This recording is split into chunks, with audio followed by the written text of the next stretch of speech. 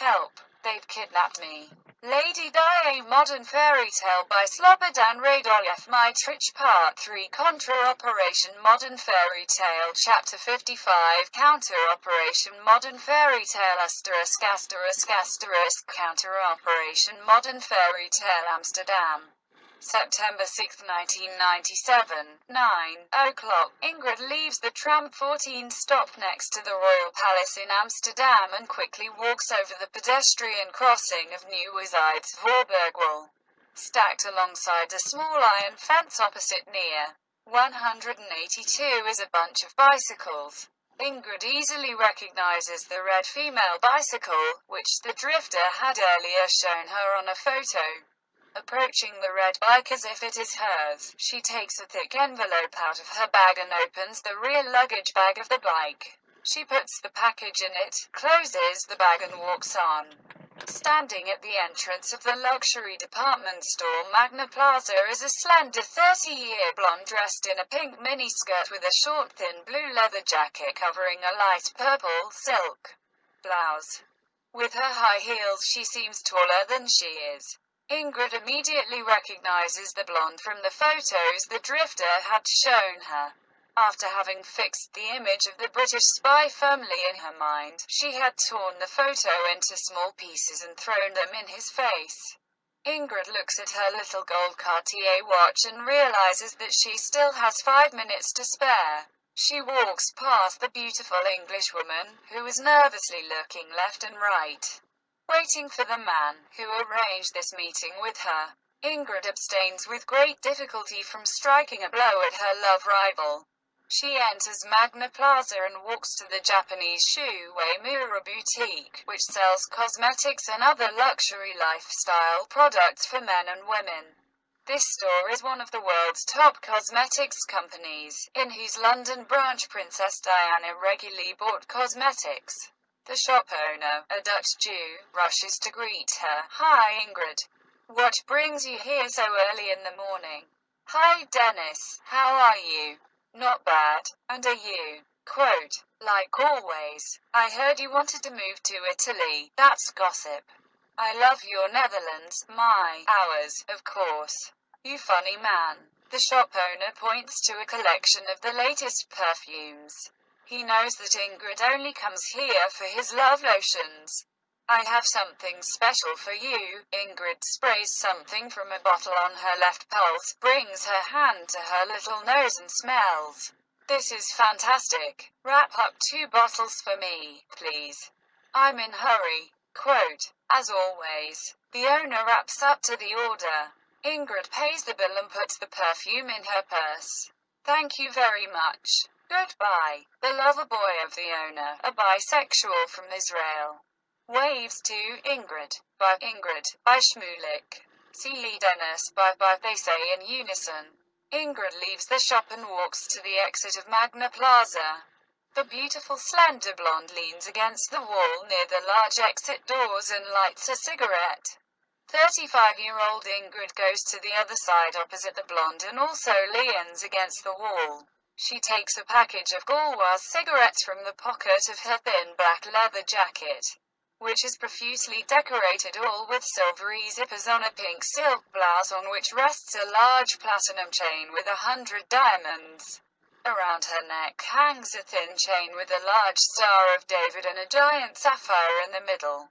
Ingrid lights a cigarette with her gold DuPont, which also serves as a camera to photograph her former colleague. The 30-year-old blonde observes her and concludes that, even though Ingrid is more than 5 years older, they are of the same age. Due to her special diet and daily hour-long kung fu exercises, Ingrid appears as if carved by a sculptor's chisel and so resembles the 30-year-old blonde.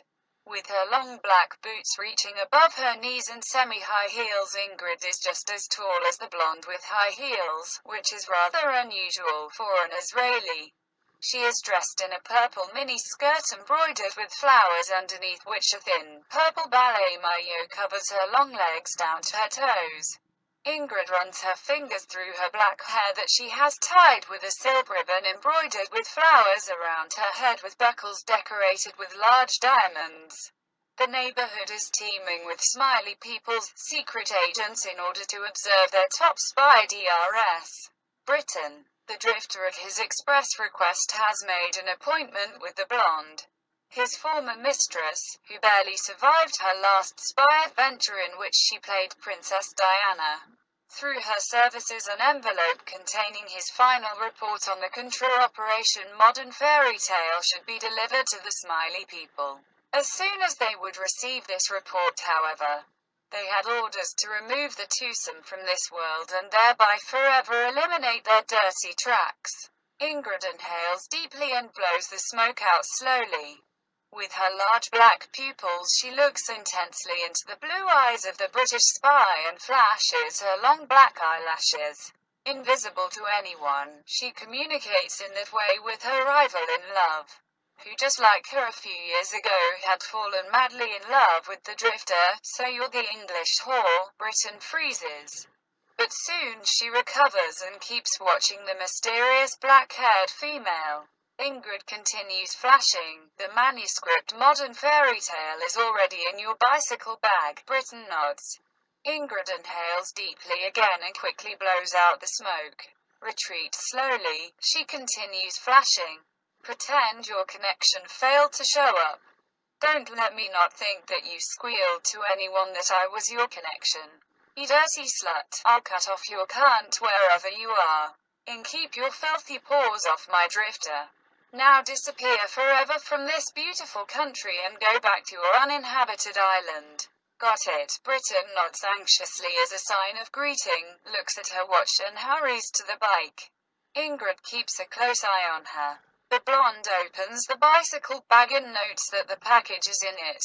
She unlocks the bicycle chain from the gate, jumps on the bike and rides in the direction of Ingrid. But Ingrid is gone.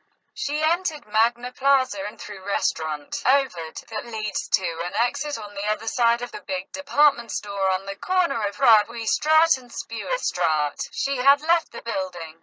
All the MI6 James Bonds were no match for the drifter. They did not even came up to his knees. This time he took them for a ride and threw in his faithful mistress, whose beloved husband was killed a few years ago by MI6 in the center of Amsterdam, to take revenge on the British, for whom she worked for a while. Ingrid had agreed to help the drifter on condition that he would never again lift up the legs of the British MI6 psychologist on his shoulders. Thus Ingrid did this job for him, thereby saving the drifter and her love rival from certain death.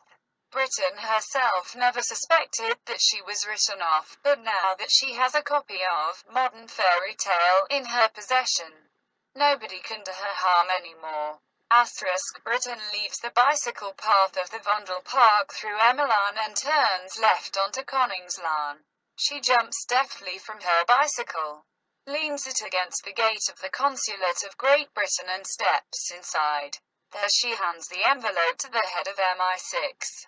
The MI6 chief quickly scratches the package open, pulls out the document and looks at the text of the cover, Counter Operation Modern Fairytale. "This is a copy. Leave Britain alone." Thousands of similar copies could fall into the hands of all major news agencies around the world. Naturally, you don't want this to happen, do you?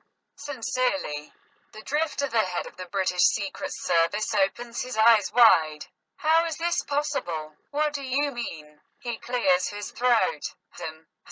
How in heaven's name is it possible that he knows all this?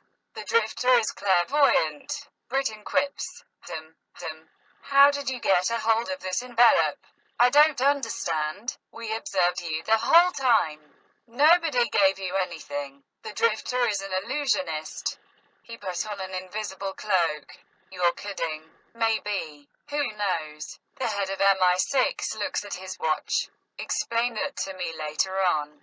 Now we must send this report as quick as possible to headquarters. And to the Prime Minister. Yes. Of course. Within 10 minutes the document Counter Operation Modern Fairytale arrives by fax at 10 Downing Street in the central building of MI5 in London. ****.